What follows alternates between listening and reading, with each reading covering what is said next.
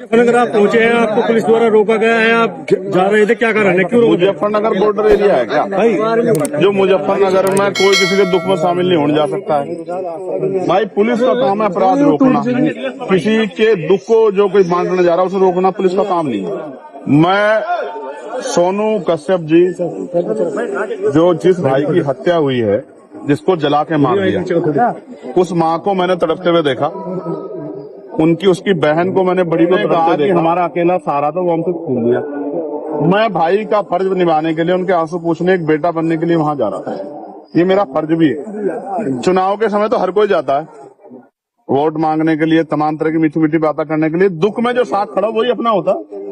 मैं अपना होने का फर्ज निभाने जा रहा था, मगर मुझे पता लगा कि यहाँ अचानक से हमारे सम्मानित जो अधिकारी, उन्होंने ट्रैक्टर ट्रॉली रोक के वो मेरे सामने आ गए। अब वो मुझसे कह रहे हैं कि आप नहीं जा सकते।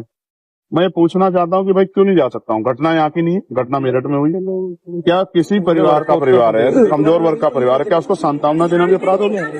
तो मुझे सारी बात में एक चीज समझ आई है कि मैं राजनीतिक अछूत हो गया हूँ। यहाँ उत्तर प्रदेश में मैं किसी पीड़ित की आवाज नहीं उठा सकता। मैं आवाज उठाने जाऊंगा तो मुझे बंद किया जाएगा। इसका एक तरीका मेरी समझ में आया, मैं इनको रास्ता दिख बता रहा हूँ कि जैसे पिछली बार मुझे गोली लगी थी 23 में, मेरी ये हत्या करवा दे पुलिस वाले मिलकर सारे सरकार के साथ। क्योंकि जब तक मैं जिंदा रहूंगा, अगर मैं खाट पे भी रहा, पिलंग पे भी रहा, तो भी बोलता रहूंगा। तब भी जब भी इन पर अन्याय होगा मैं बोलूंगा, पिछड़ों पे, दलितों, मुसलमानों पे, गरीबों पे, बहनों पे। तो एक ही तरीका है इनके पास, ये लोग ये मेरी हत्या करवा दें।